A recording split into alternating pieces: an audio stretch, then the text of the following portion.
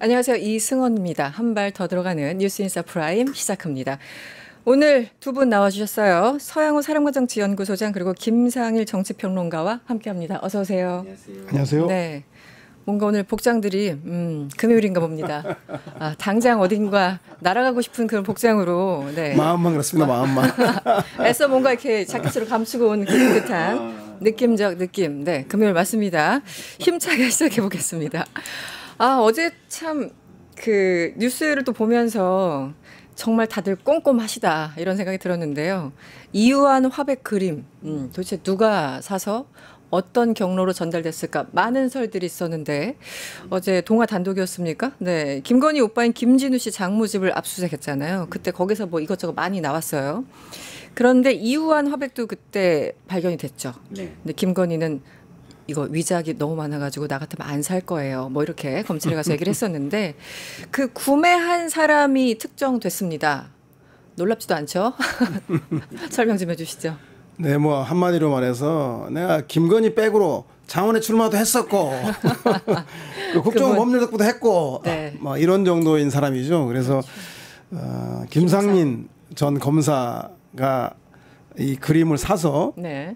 김건희 씨의 오빠인 김진우 씨에게 선물한 것으로 특검이 특정을 했습니다. 특정을 했어요. 잘 아시겠지만 2022년도에 대만 경매업체에서 네. 이 그림이 3천만 원에 나왔는데 한국인이 그것도 구매했습니다. 경매로. 예, 네. 한국인이 경매로 구매한 것을 김진우 씨가 지인을 통해서 김진우 씨를 김상민 전 검사가 지인을 통해서 이것을 당시 3천만 원을 1억을 통해서 상당히 고가죠. 그래서 3배 이상. 네, 구매한 전력이 있었습니다. 그래서 아마 특검에서는 이렇게 김상민 전 검사가 구매한 것이 김진우 씨 장모의 네. 김진우 씨 어머니죠. 그러니까 김진우의 장모. 장모의 죄송합니다. 네. 장모니 압수수색에서 드러났기 때문에 네.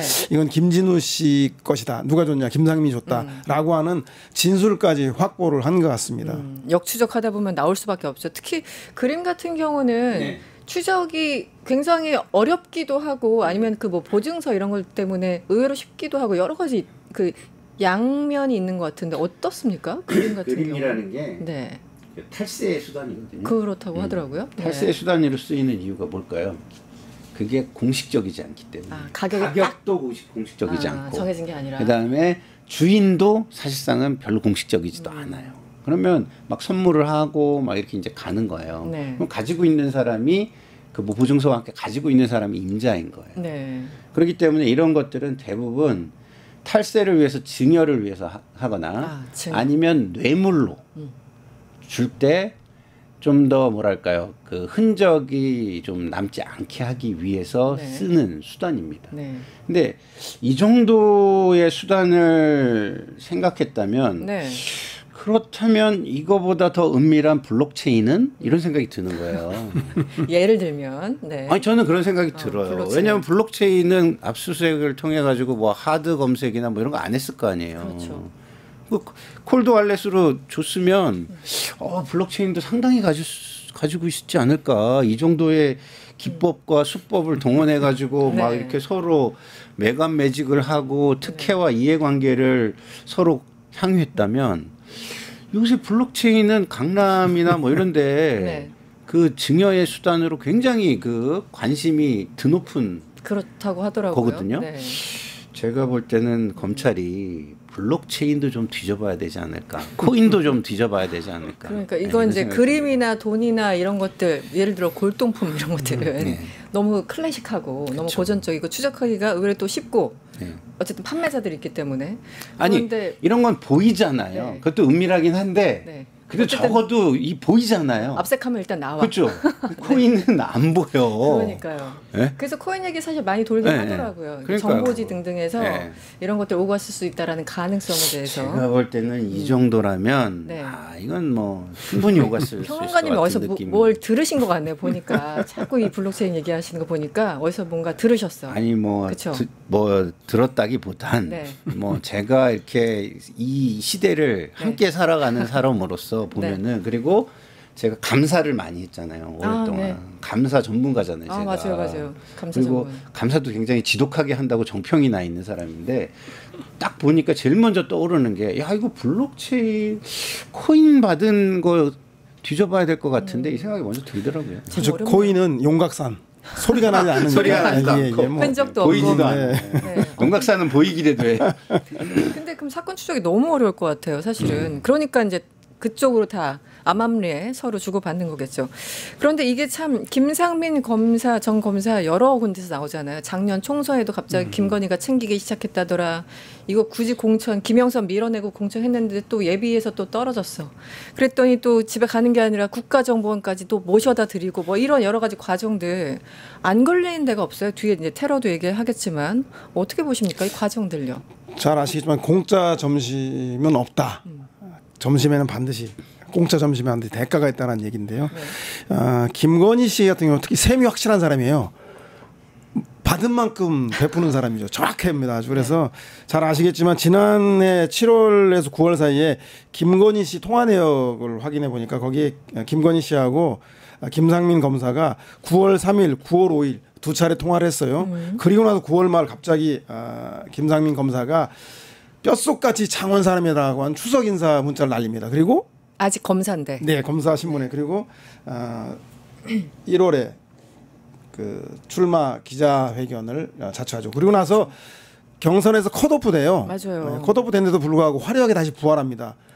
국정원에 법률 특보라는 이름으로 부활하는데요. 그 자리 또 어마어마한 자리 아닙니까? 네, 그렇죠. 그러니까 국정원의 이것이 무엇인가 대가성, 누군가 높은 사람의 지시에서 됐다고 밖에 볼 수 없는 두 가지 사유가 있는데 네. 첫 번째는 국정원 그 당시 원장이 조태용 원장입니다. 그렇죠. 잘 아시겠지만 우리 홍장원 차장에게 방첩사가 국정원이 도와서 그 정치인 검거를 하는데 협조하라고 하는 것을 폭로했던 사람인데 이 양반을 조태용 원장이 바로 옷을 벗기죠. 그래서 그런 과정에서 뭔가 비상계엄에 대한 방조라든가 증거 은폐의 의혹을 받고 있는 윤석열 씨와 김건희 씨가 대단히 총애하는 김건희 씨가 사적 신분에도 불구하고 그 대통령 부인이 네. 원장하고 막 비상계엄을 앞두고 통화를 한 정도의 깊숙이 관여된 사람이고요. 두 번째, 네. 국정원은 이미 검찰을 파견받아온 법률 보좌직이라는 게 있습니다. 네, 네. 그런 직이 있음에도 불구하고 이례적으로 법률 특보라고 하는 것들을 신설한 겁니다. 신설에서 위인설관인 거죠, 한마디로. 그러네요. 이런 것을 할 수 있는 사람, 국정원 원장이 위에 있는 사람 바로 국정원장의 직보를 받는 대통령이거나 대통령의 버금가는 네. V0인 네. 김건희 씨가 아닐까라고 하는 합리적 의심이 드는 까닭입니다. 네. 그런데 김상민 전 검사 여기까지 이제 뭐 보도에서 많이 나왔던 얘기들이라서 한번 상기시켜 드리는 의미에서 말씀 좀 드렸는데 근데 최근에 나왔던 건 이재명 대통령 피습 사건 관련이잖아요. 네. 그 윤석열이 4월 4일 탄핵되기 바로 직전에 국정원에서 보고서를 하나 만들었는데 네. 이재명 사실상 당시 대표에 대해서 테러 행위가 있었던 건데 네. 이것을 무슨 커터칼 사건 정도로 무마시키는데 네. 이 바로 김상민 검사가 영향을 미쳤다. 네. 지금 그런 얘기가 나오고 있죠. 국정원에서는 이것을 사실상의 이제 테러로 네. 규정을 해서 네. 해도 된다라고 이제 판단을 했는데 그것이 실익이 없다라는 이유로 이걸 반대하고 사실상 테러로 이제 테러 사건으로 지정하지 못하게 한 사람이 네. 김상민 법률특보다 국정원 전 법률특보다라는 게 지금 이야기가 나오고 있고요.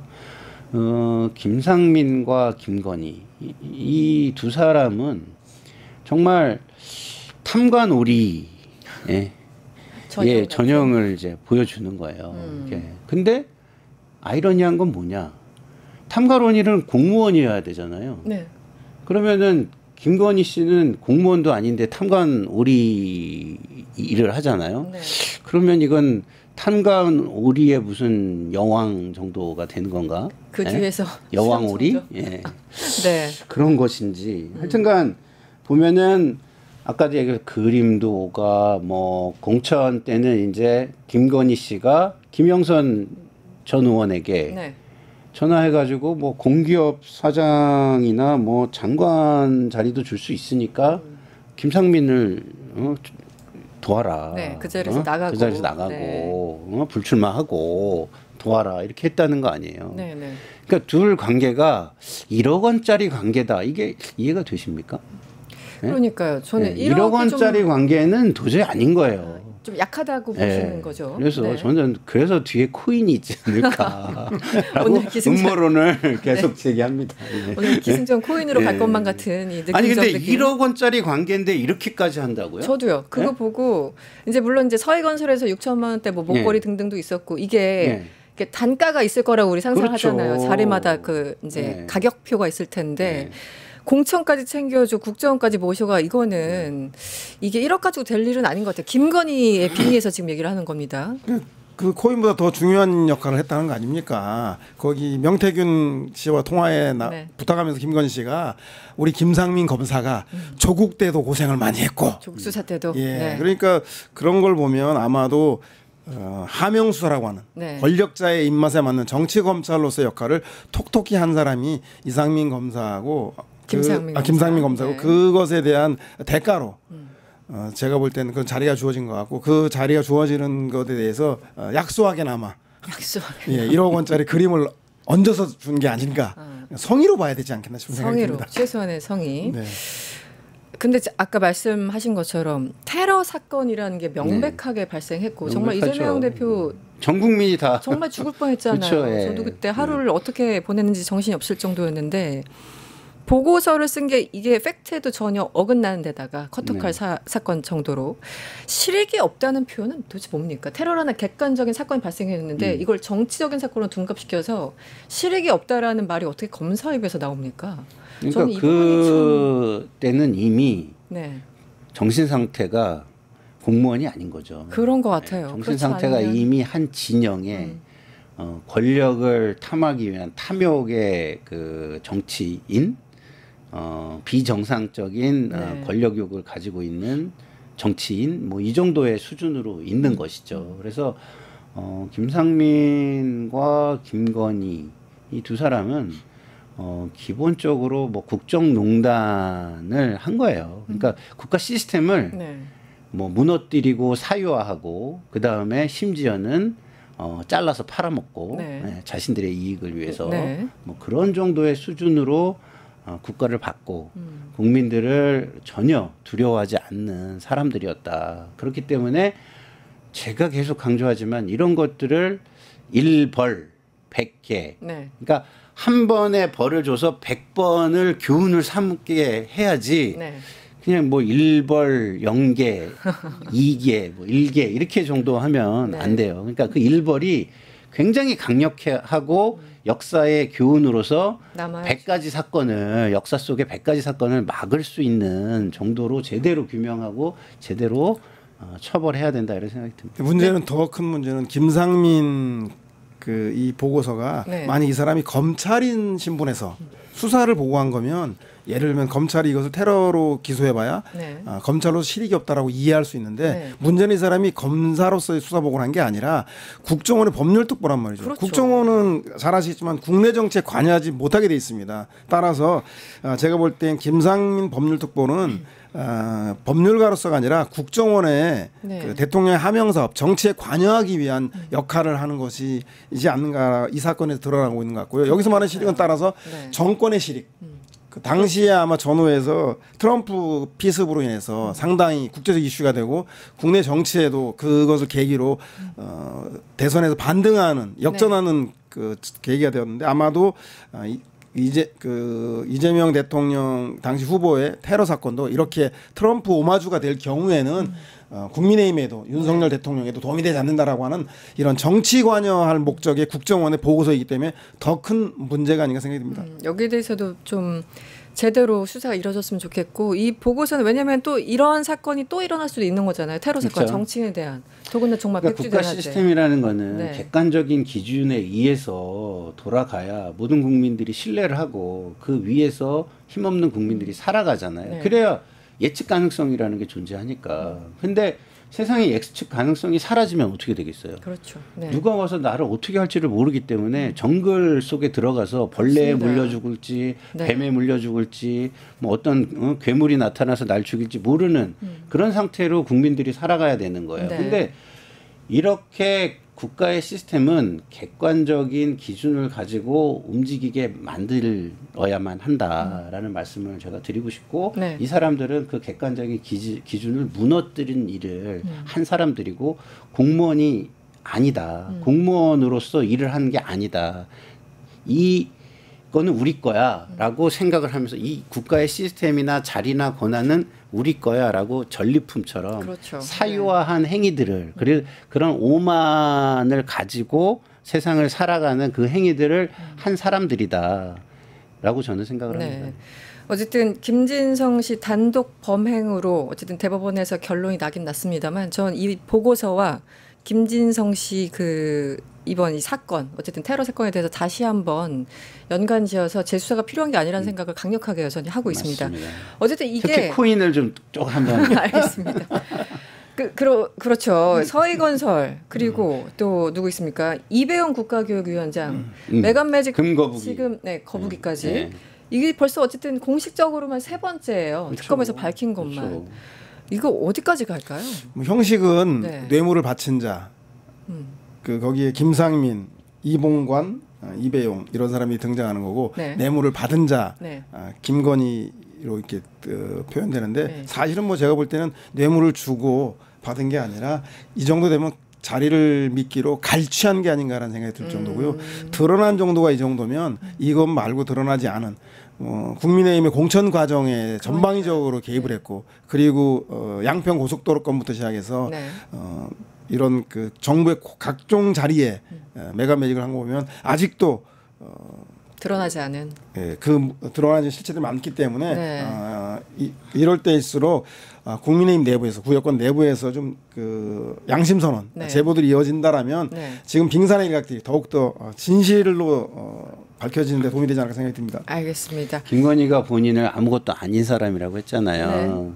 네. 결과를 놓고 보면 세상 모든 게 자기한테 아무것도 아닌 거였던 거죠. 그 정도의 오만한 사람이었던 거죠. 내 발밑에 모든 것이 있다. 그렇죠. 이런 거였으니까 윤석열 포함해서. 네. 우리 검찰로 한번 가볼까요? 네. 여기도 참 계속 시끄럽네요. 심우정 전 검찰총장이 계엄 직후 4일 동안 특활비를 무려 3억 집행한 것으로 알려졌습니다. 4일간 특활비 3억 아주 시원하게 뿌리셨더군요. 네. 어떻게 된 겁니까? 특활비 12월치 특활비의 45%를 3, 4일 만에 다 썼다는 거 아니겠습니까? 그러니까요. 그 즈음이 언제냐면 12월 3일부터 6일까지입니다. 비상계엄이 시작되고 나서 국회에서 해제 결의되고 나서 긴박했던 순간인데요. 그 순간에. 그 순간에 그러면 뭐 연말이기 때문에 고생한다고 격려비를 특활비 쓴 게 아니냐라고 뭐 이렇게 좀 상식적으로 판단할 수 있을 텐데 문제는 검찰이 보이는 수상한 행적 때문에 그렇습니다. 네. 잘 아시겠지만 검찰은 박성재 전 장관이 비상계엄 법무부 간부회의를 소집해서 계엄합수부에 검사를 파견을 지시를 합니다. 그리고 방첩사의 진술에 따르면 선관위에 검찰과 국정원이 갈 것이니까 방첩사가 잘 지원하라고 하는 명령을 받았다라고 방첩사가 진술하게 되고요. 방첩사 대령들이 여러 명이 진술했죠. 그러니까 결국은 선관위에도 검사가 파견되거나 될 계획이었다는 거고 잘 아시겠지만 비상계엄 국무회의 직후에 박성재 장관이 1시간 동안 무려 3차례나 심우정 전 검찰총장과 긴밀한 대화를 합니다. 근데 박성재 장관은 그냥 검찰에 대한 동요하지 말라라고 일상적 전화했다고 하는데 비상계엄 국무회의 직후에 뭐 그냥 검찰 별일 없지 이런 한가한 전화 믿을 사람 없을 것 같고요. 누가 믿습니까? 끝으로 이 결과로서 3월에 법원에서 윤석열 구속 취하 결정을 하자마자 검찰이 냉큼 항소하지 않고 바로 풀어줬죠. 이 모든 일련의 과정을 보면 이런 특활비까지도 포함해서 검찰 수뇌부들이 이번 그 비상계엄 내란 사건에 깊숙이 개입되었다. 근데 희한하게도 이번 초동 수사를 검찰이 맡았는데 군 수뇌부와 경찰만 구속되고 검찰에 기억자 들어간 사람은 단 한 명도 입건되거나 구속되지 않았습니다. 그래서 이 문제를 보더라도 이제 특활비를 기점으로 해서 이런 의혹들이 구체적으로 밝혀지는 첫 출발점이 됐으면 좋겠습니다.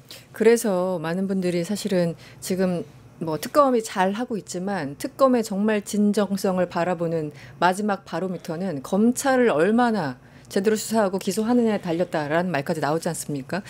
불가피한데 우리 또 그 감사 전문 평론가님 어떻게 보십니까? 감사. 감시는 안 합니다. 저희는. 4일간 3억 집행. 우리 혈세가 물 쓰듯이 3억 원이 그냥 4일 동안 쓰였어요. 어디로 갔는지도 모르겠고 왜 하필 이 시기에 쓰였는지도 모르겠고 어떻게 보십니까? 이제 특활비라는 것은요.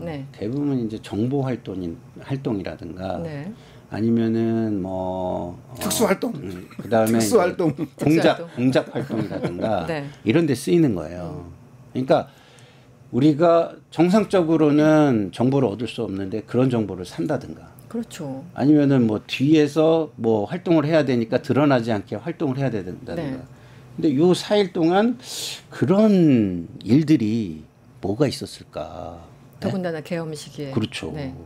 모든 세상에 이목이 집중되고 모든 조직들이 비상 상태로 전환이 되고 하는 상황 속에서 그런 정보들을 수집을 하기 위한 그리고 내지는 그런 활동을 하는데 쓰여지기 위한 돈이 집중적으로 쓰였다? 이상하죠. 아무래도. 이상하죠. 그리고 검찰의 특활비라는 것은요. 그런 거 외에 쓰이는 건 통상적으로 말씀하신 대로 경력금이라든가 이런 것들이에요. 그럼 그런 것들도 시즈널하게 어느 정도 예측 가능하게 쓰이는 거예요. 그러니까 시즈널하게라는 게 이제 뭐 정기적으로 통상적으로 쓰이는 거죠.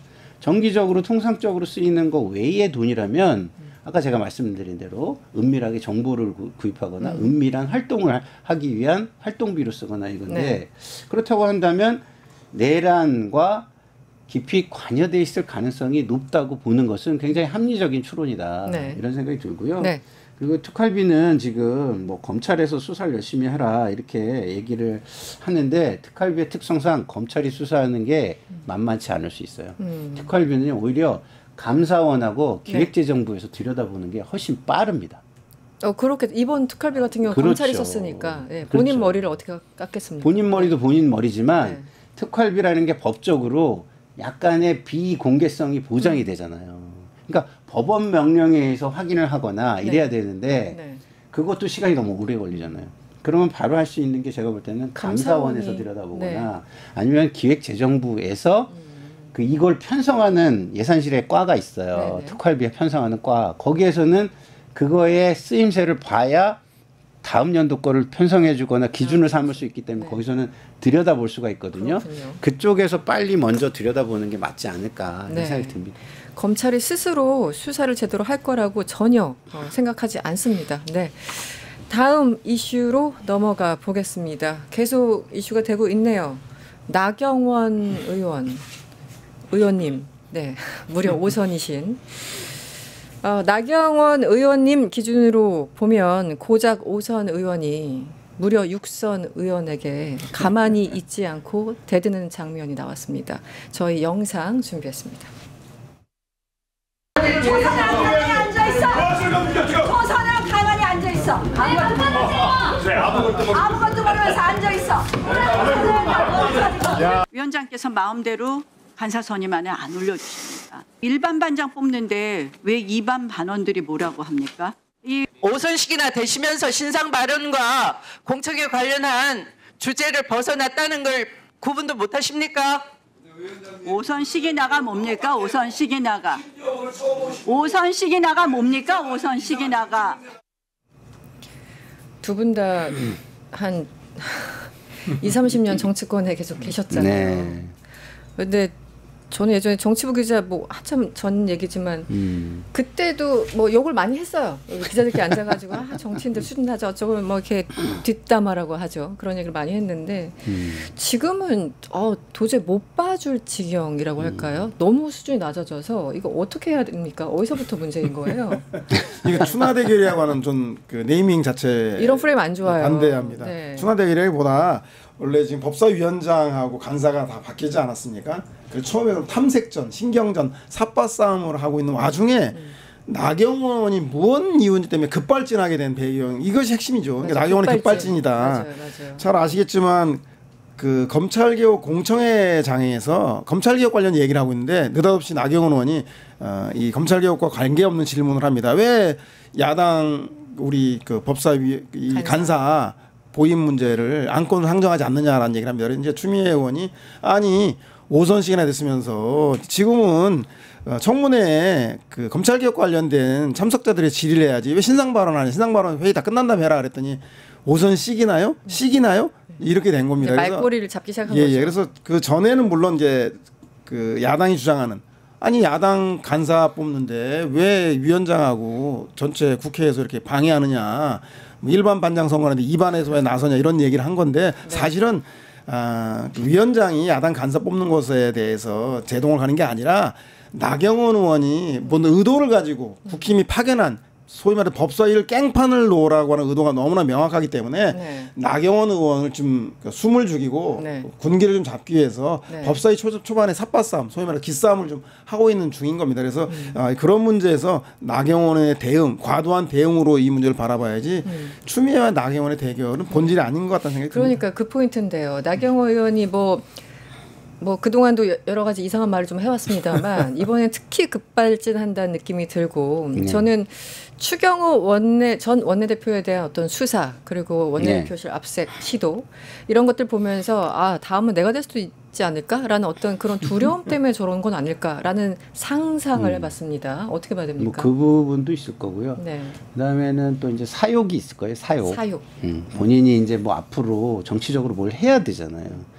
딱 장동혁 대표를 보니까 이거 봐라 그냥 강성 어떤 지지층만 좀 이렇게 땡길 수 있으면 뭐 다 할 수 있겠네. 3년밖에 안 됐는데 대표가 됐으니까. 그렇죠. 네. 그래서 그런 어떤 사욕을 중심으로 사고를 하기 때문에 저런 과도한 행위들이 나오는 것이다. 네. 뭐 다음에 뭐 서울시장도 하고 싶고 당대표도 하고 싶고 막 이럴 거 아니에요. 네. 그래서 그거 개인의 사리 사욕 때문에 저러는 것이다가 하나가 있는 것 같고 그러니까 두 번째죠. 하나는 말씀해 주실까요?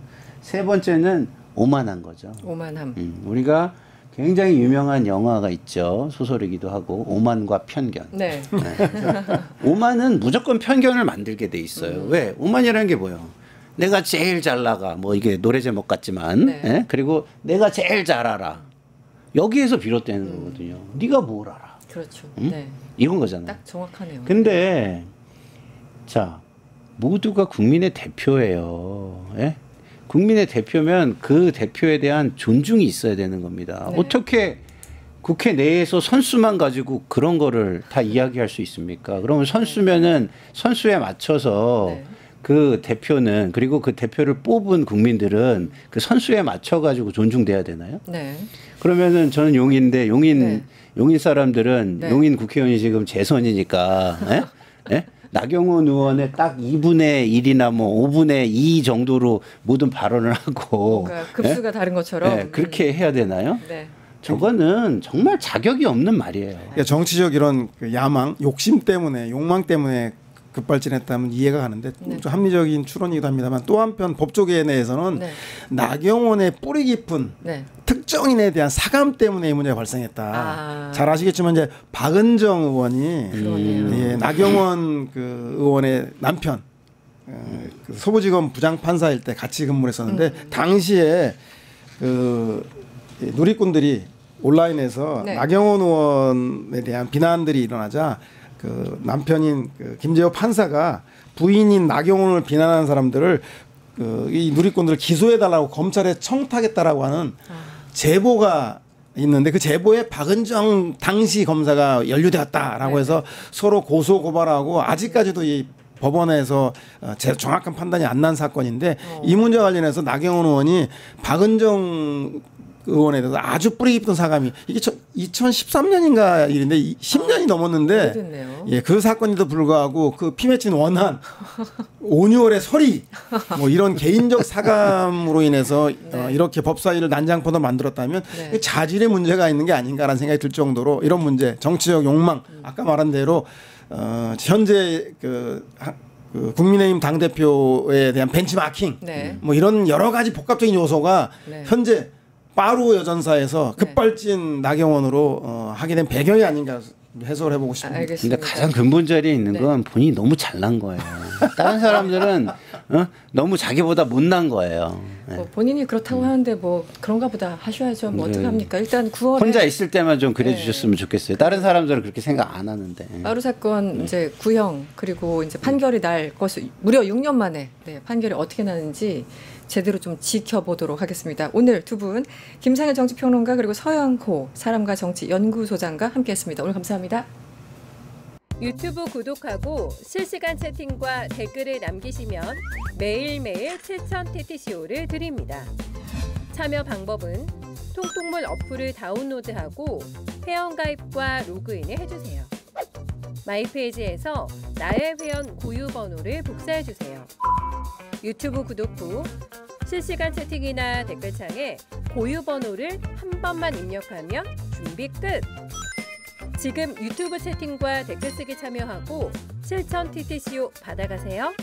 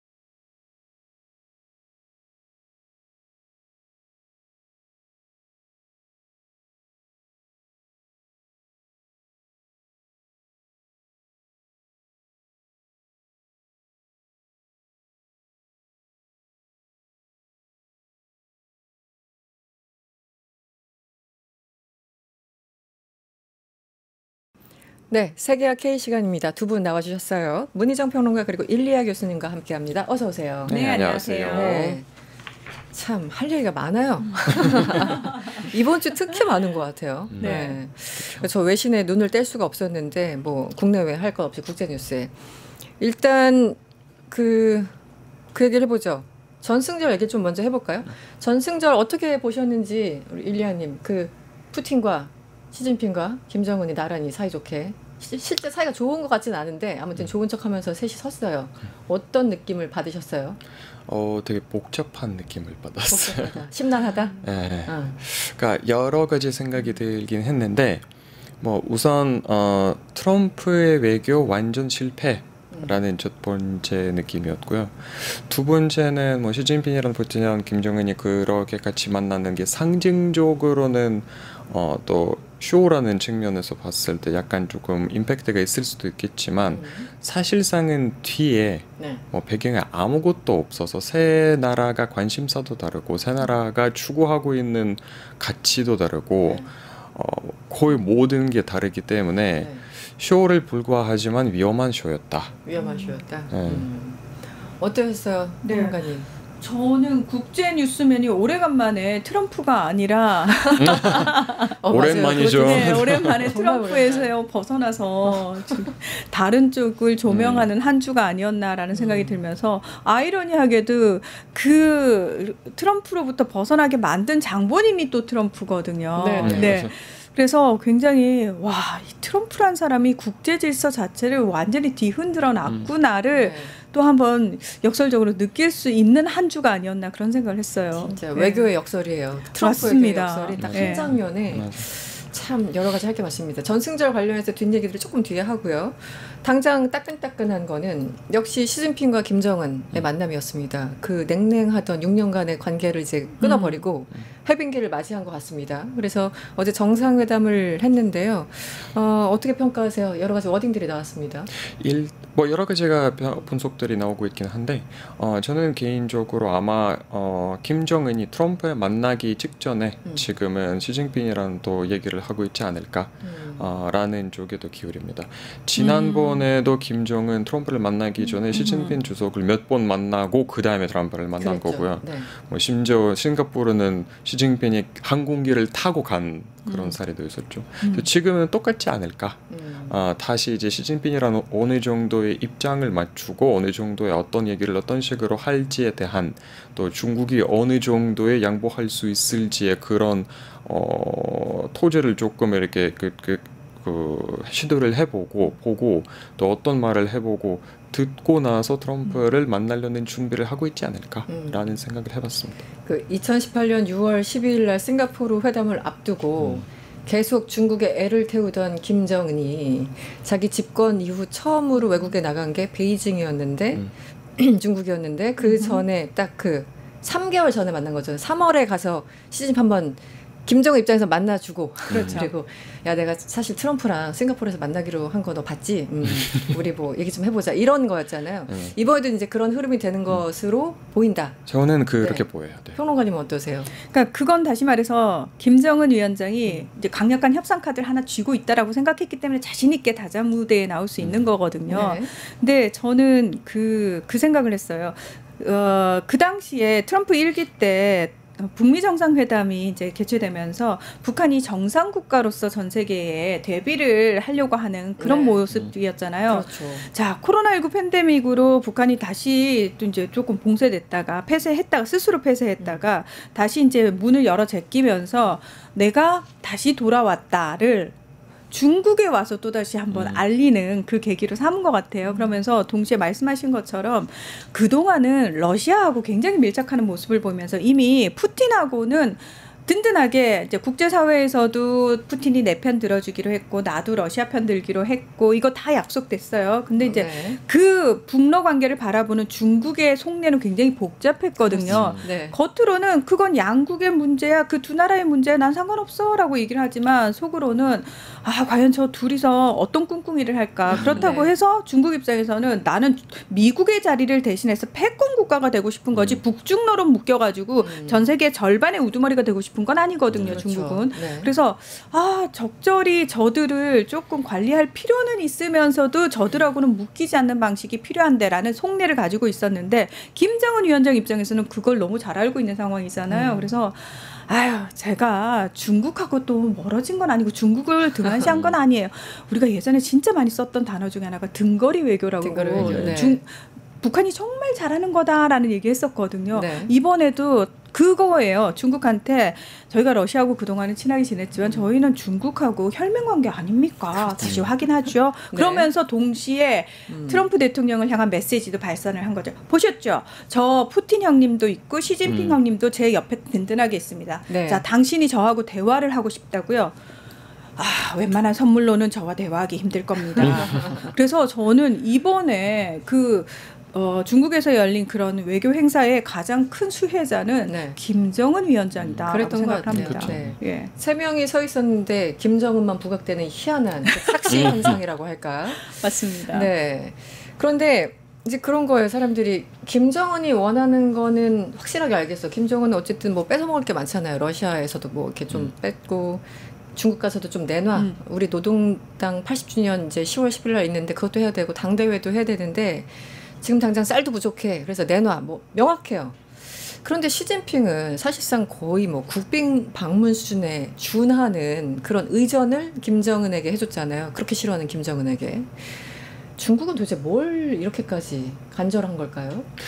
중국은 또 달라요. 그러니까 이번에 의미가 있다고 볼 수 있는 부분 중에 하나가 3자 회담이 없었던 얘기예요. 없었죠. 네. 네, 없을 거라는 예상도 많이 양자는 많이 했는데 3자는 딱 이게 막로에 서 있는 거 외에는 실제로 회담이라든가 이런 자리가 없었고요. 네. 그 얘기는 중국은 호스트잖아요. 근데 호스트가 그런 회담을 그런 자리를 마련을 안 했다는 게 그러니까 그만큼은 내가 우두머리에 있고 이 사람들과 양자 쪽으로 모든 관계를 개선하려고 하는 거지 뭔가의 반미의 세상에 아까 말씀하신 것처럼 우두머리 되고 싶진 않아요.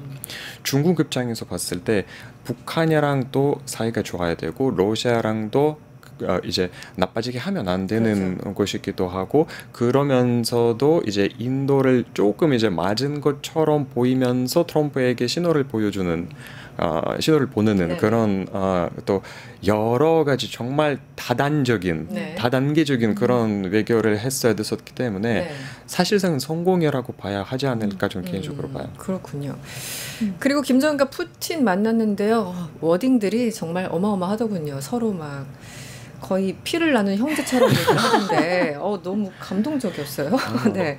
연애를 하고 있어요. 네, 거의 연애 수준에 뭐 우리 당신이 원한다면 우리는 언제든지 거의 뭐 이런 뉘앙스로 얘기를 했는데 이번 발언 중에 이게 조금 눈에 띄었던 것 같아요. 그 푸틴이 이제 모두 발언을 먼저 하고 그 다음에 김정은이 얘기를 하는데 이제 순차 통역이 있었던 거죠. 그런데 푸틴이 이런 얘기합니다. 김정은 국무위원장 동지의 주도에 따라 우리 왜 이니셔티브라고 하잖아요. 그 주도에 따라서 조선 군인들이 쿠르스크 해방전에 참전했습니다라고 얘기를 한 거예요. 그러면서 두 나라 사이에 체결된 새로운 조약에 따라 진행됐다. 그건 작년 6월 상호 조약. 그러자 이제 김정은이 이런 얘기를 합니다. 지난 6월 체결된 조약 체결 이후 두 나라는 여러 방면에서 협조가 현저히 강화됐다. 그리고 그 의무적인 틀거리 내에서 러시아 군대와 인민이 함께 투쟁했다. 이렇게 얘기를 합니다. 그래서 이게 미묘했어요. 누군가는 그러니까 푸틴은 이 러시아 파병을 우리가 제안한 게 아니라 우리가 좀 해달라고 요청한 게 아니라 김정은이 먼저 제안했어. 이 얘기를 꼭 하고 싶었던 것 같아요. 그러면서 이제 상호조약 얘기했고 김정은은 거기에 대해서 별 얘기 없으면서 우리는 조약을 맺었으니까 거기 의무 조항이 있잖니. 그래서 우리가 보낸 거야 라는 얘기를 하고 싶었던 것 같아요. 왜냐면 북한 그 주민들한테 너무 미안한 얘기잖아요. 내가 먼저 보낸다고 했으니까. 그래서 푸틴이 왜 이런 얘기를 굳이 했을까. 이게 또 언론에서 약간 여러 가지 분석들이 있거든요. 어떻게 보였습니까? 저는 사실 푸틴 대통령이 그 말을 한 게 이제 북한군 파병과 관련된 얘기를 나오면서 서구 언론을 중심으로 어떤 얘기가 많이 나왔냐면 러시아가 이만큼 궁지에 몰렸다. 북한군의 손을 빌려야 할 정도로 러시아가 힘든 상황이다라는 얘기 진짜 많이 나왔었거든요.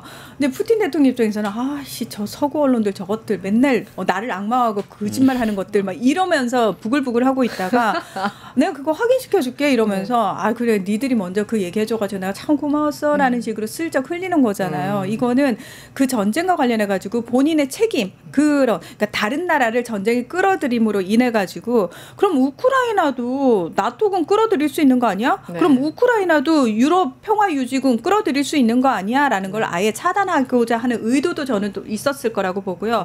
자, 북한 입장에서는 이것과 관련해 가지고 그 얘기를 할 수밖에 없는 게 내부적으로는 아마도 그 북한 주민들한테는 그냥 회담이 진행됐어요라는 수준의 보도만 나갔지 구체적으로 디테일하게 어떤 얘기가 오고 갔는지는 안 나갔을 거란 말이죠. 그래서 저는 그것과 관련해서는 별로 이 내부를 향한 목소리라기보다는 국제사회를 향해서 보시면 아시겠지만 지금 러시아하고 북한이 이 정도로 끈끈해졌고 가까워졌고 우리는 계속 앞으로 함께할 거다. 그렇죠.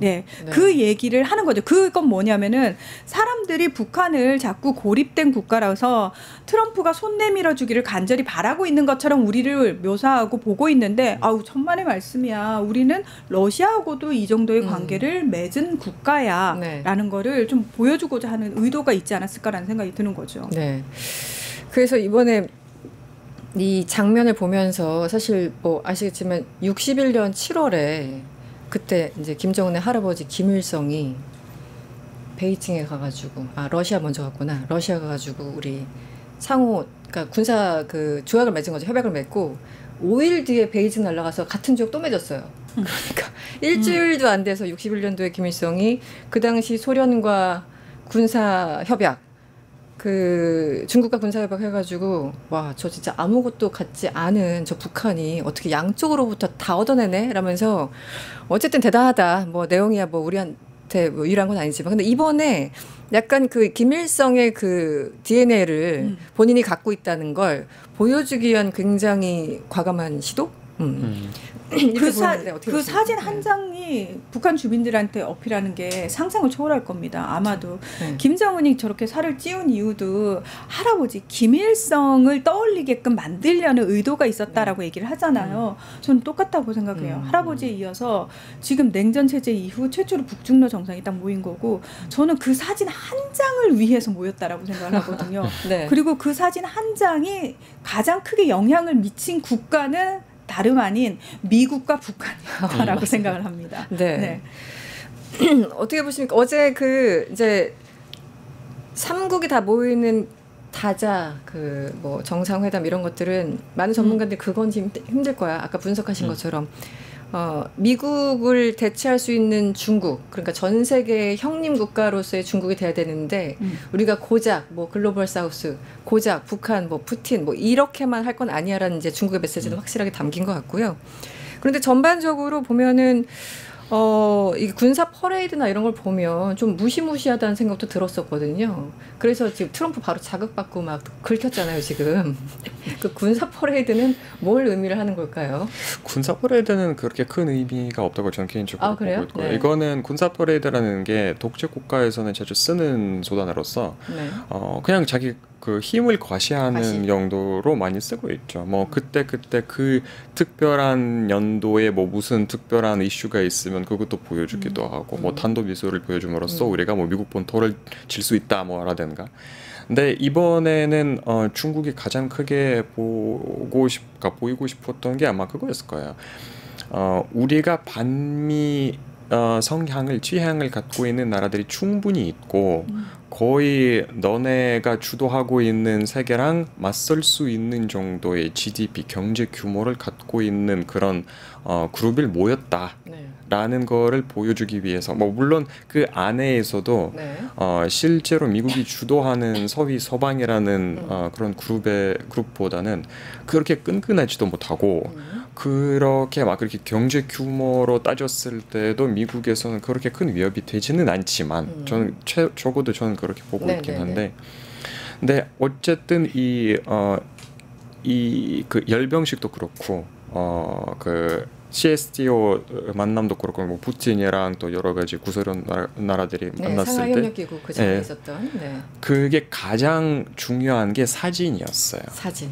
역시. 이게 쇼가 그러니까 좀 아까도 제가 말씀드렸지만 위험한 쇼였지만 쇼였어요. 그렇죠. 실제로 뒤에서는 배경에서 경제도 군사력도 뭔가 아직까지는 전 세계적으로 다툴 만한 그런 급이 아닌 것 같은 그런 느낌은 조금 아직까지도 좀 남아 있습니다. 네. 알겠습니다. 그나저나 이번에 그 푸틴하고 김정은은 사이가 되게 좋았는데요. 이 경호원들은 안 좋았던 것 같아요. 아니 왜 싸워? 지금 에어컨 온도 이거 중요하죠. 저도 방송하면서 이제 특정 온도를 좋아하긴 하는데 이 목소리에 지장이 있으니까 이게 건강 때문인 것 같은데요. 서로 자기네들 그 최고 존엄 건강 지키겠다고 23도로 해, 안 돼, 20도로 해 이렇게 싸웠던 것 같아요. 평론가님 설명 좀 해주세요.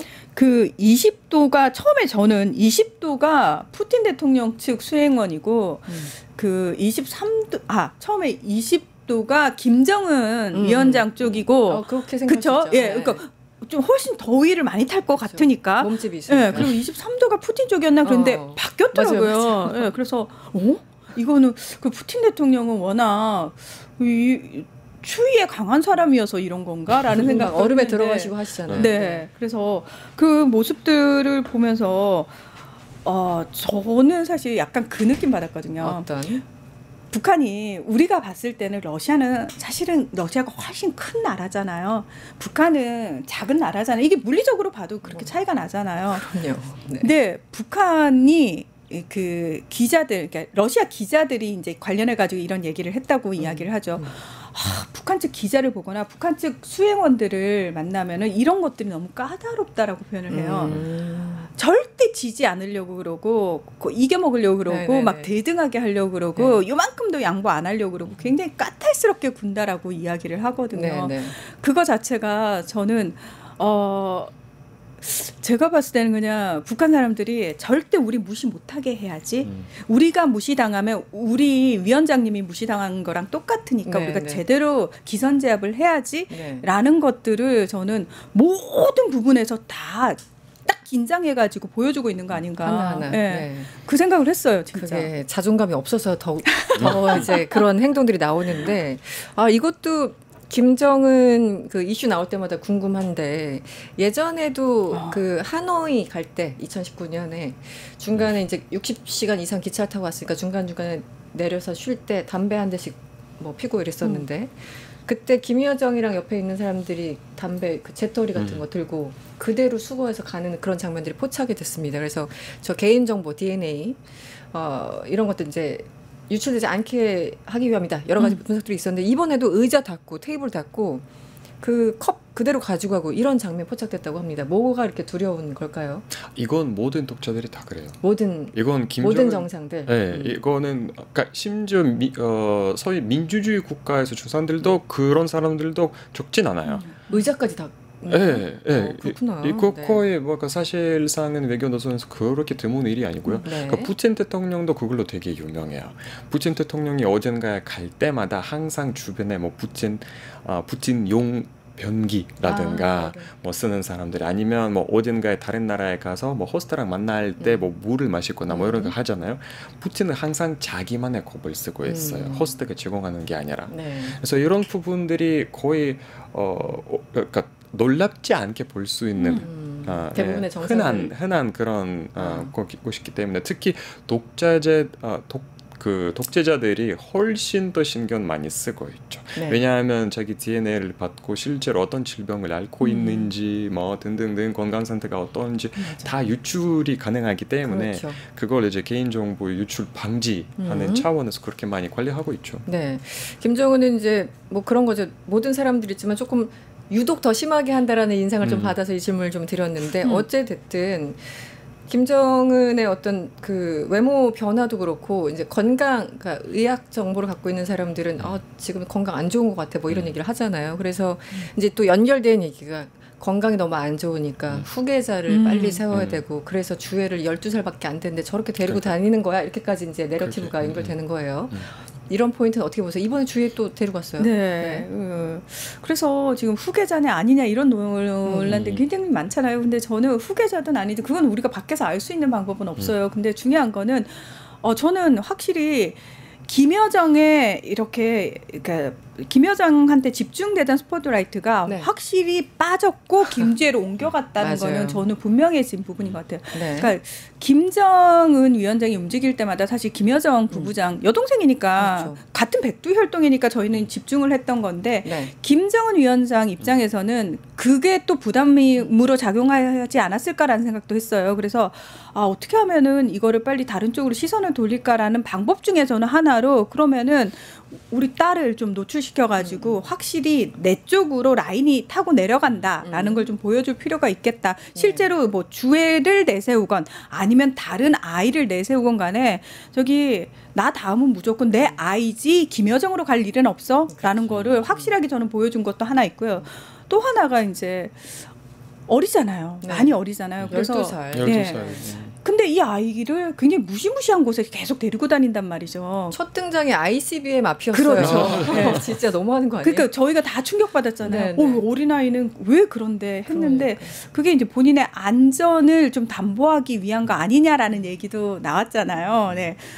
저희는 알 수는 없지만 어쨌든 그런 부분도 하나 또 생각을 해볼 수 있는 부분이고, 또 최근에 나온 얘기가 하도 이제 자기가 어머니가 이제 원래 본처가 아니다 보니까 조금 어릴 때부터 살짝 이제 소외받았던 거에 대한 어떤 상처 때문에 그럴 수도 있죠. 자신의 아이는 또 바로 이렇게 직계니까 이렇게 보여준다 뭐 이런 여러 가지 얘기가 있는데, 저는 그냥 김주애의 등장이 보여주는 가장 확실한 건 내 다음은 김여정이 절대 아니다라는 거를 확인시켜줬다. 저는 그렇게 생각합니다. 그러니까 김정은의 엄마 고용이가 이제 오사카 출신이라고 하잖아요. 그렇죠. 이제 평양에 와서 김정일과 만났는데 세 번째 처죠. 그래서 그렇죠. 이제 다들 암암리 뭐 알고는 있지만 공식적으로 전혀 이제 드러내지 않고 그래서 김정은 입장에서는 굉장히 어렸을 때부터 소외되고 외롭고 이런 걸 느꼈을 거라는 거예요. 그래서 그리고 제가 북한대학원에 이제 다닐 때 그때 교수님이 북한 출신이셨어요. 그러면서 이제 뒷얘기를 좀 해주셨는데 김일성은 김정은의 존재 자체를 몰랐을 수도 있다. 김정일이 철저히 가렸기 때문에 뭐 그런 얘기 있어서 하여튼 그때 태어난 아이들은 고용이 밑에 태어난 아이들은 다 외로웠을 것이다. 뭐 이런 얘기도 있고 그래서 다양한 걸 추정해 볼 수 있죠. 그래서 내 뭐 딸 바보가 되는 한이 있어도 내 아이만은 뭐 이런 게 또 있을 수 있다고 생각을 하고 그렇죠. 네. 또 하나 재밌는 거 시진핑과 푸틴이 대화를 하는데 불멸 150세 수명 뭐 이런 대화를 이런 단어들을 서로 주고받았다고 합니다. 이분들은 무슨 얘기를 하신 걸까요? 아 이게 그 전 세계로 흘린 게 처음인 것 같은데 러시아에서 정말 오래전부터 돈 소문이에요. 네. 이거 푸틴의 배짓이라고 얘기를 해야 되나? 그러니까 푸틴 엄청 많이 이런 거에 대해서 고민하고 어딘가에 막 이런 의학 관련된 건강 관련된 연구소라든가 방문할 때마다 막 그렇게 얘기를 하잖아요.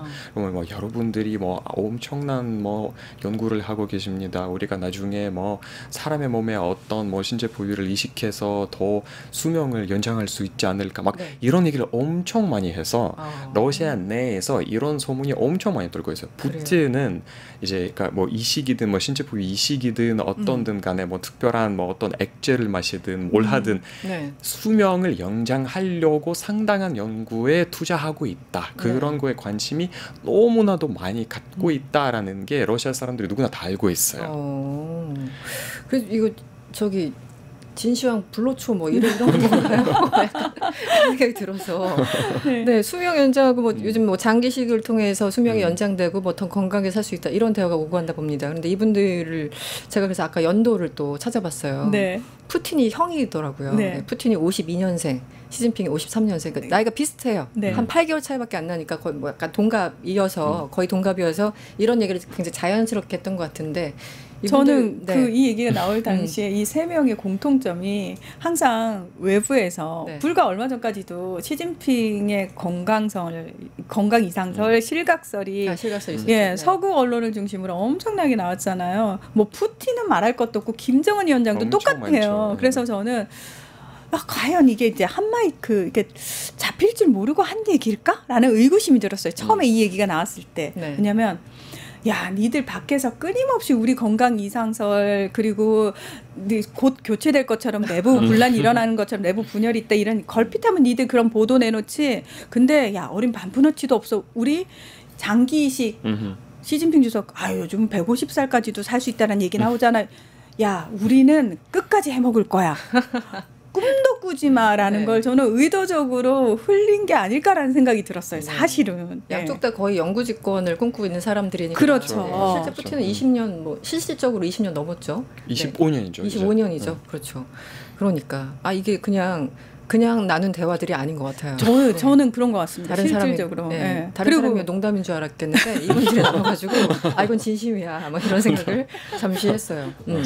우리 그러면은 잠깐 그 국제면에서 잠깐 사라졌던 우리 외로웠던 트럼프 얘기를 좀 해볼까요? 지금 오늘 오전에 무슨 그 뉴욕 타임즈인지 워싱턴 포스트인지 뭐 속보가 떠서 속보까지는 아니었고 뭐 떠서 봤는데.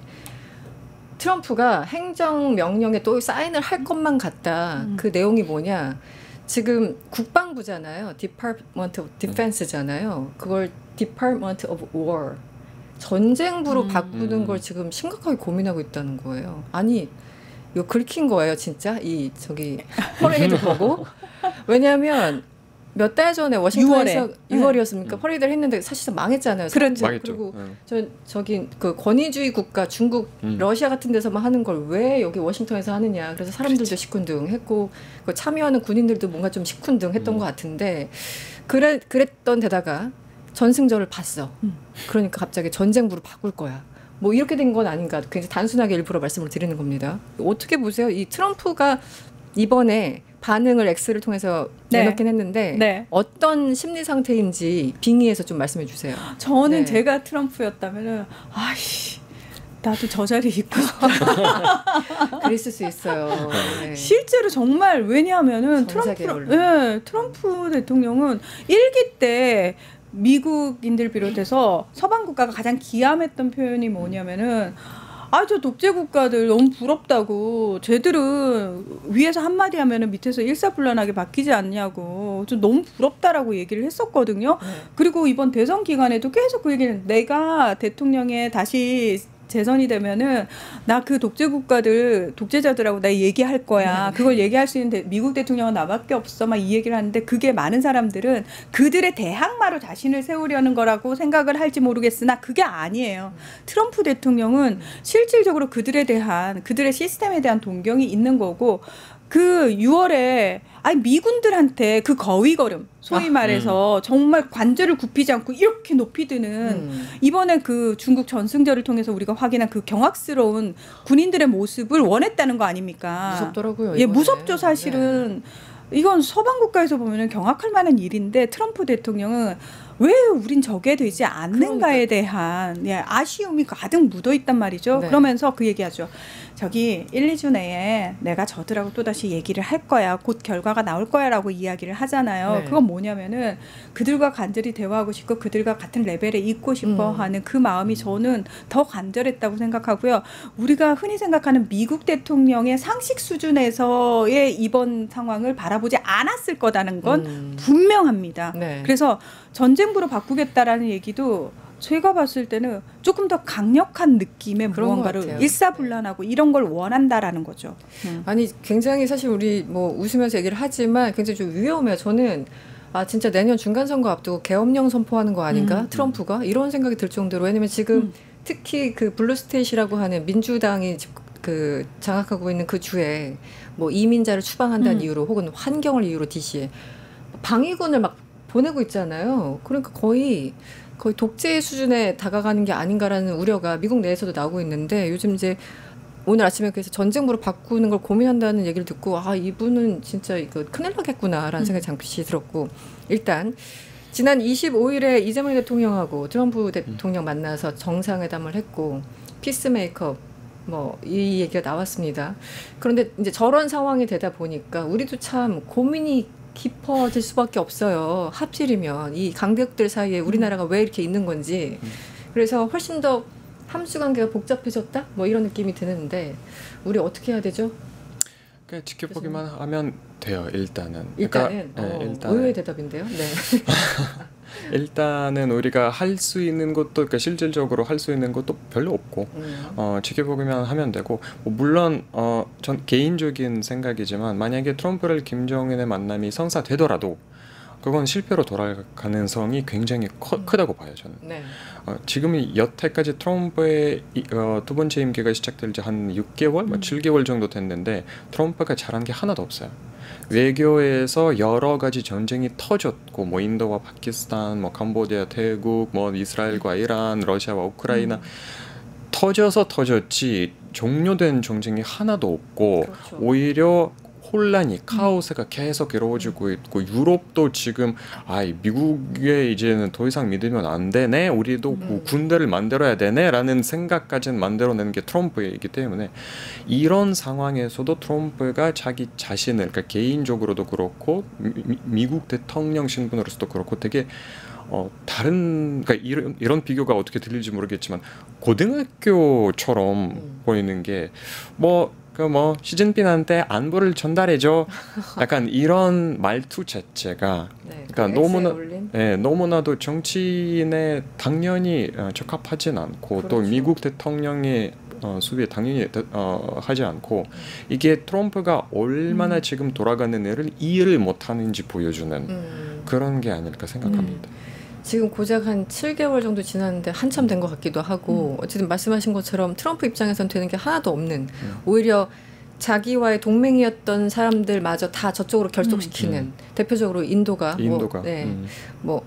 얼마나 갈지 모르겠습니다만 우리 참 좀 복잡해진 것 같아요. 2018년만 해도 어쨌든 남북 간 대화하고 트럼프 김정은 만나게 하고 중국 약간 그런데 이제는 푸틴이라는 굉장히 거대한 변수가 생긴 거잖아요. 그때만 해도 러시아가 그렇게 큰 이슈는 아니었는데 이제는 더 복잡해진 것 같아요. 근데 네. 푸틴 대통령이 우원식 의장 만났을 때 그 얘기를 했대잖아요. 나 지금 북한 김정은 위원장 만날 건데 무슨 얘기 전해줄까? 예. 재밌더라고요. 너네는 새 정부는 남북관계에 대해서 어떻게 생각하니? 굉장히 구체적으로 네. 관심을 가지고 얘기를 했다고 네. 하잖아요. 저는 그 모습을 보면서 푸틴 대통령이 한국에 대한 기본적인 호감은 그대로 가지고 있구나. 왜 러시아 입장에서도 한국은 굉장히 매력적인 상대국이거든요. 그렇죠. 굳이 네. 북한과 가까워졌다는 이유로 우리를 적대시 해가지고 러시아에 이득이 될 건 없다라는 판단을 정확하게 하고 있는 것 같다라는 그 생각이 든과 동시에 북미 정상회담에 푸틴 대통령도 슬쩍 다리를 걸치려고 하는구나. 그러니까 이게 어떤 느낌이냐면 지금 트럼프 대통령으로 인해 가지고 기존의 미국 주도의 국제 질서는 다 망가졌어요. 그래서 이제는 모든 국가가 무슨 생각하냐면 이제 더 이상 미국이 주도하는 국제 질서는 아니야라는 걸 확인을 했어요. 이번 기회에. 네. 물론 중국은 그래 저희 중국이 그 주도할게요라고 이야기를 하면서 계속 겁먹지 마세요. 우리가 하더라도 여러분의 주권은 그대로 지켜줄 거고요. 네. 국제법은 지킬 거고요. 저희는 다자주의를 지향합니다라고 끊임없이 반복적으로 얘기를 합니다만 그 얘기를 듣는 서방 국가는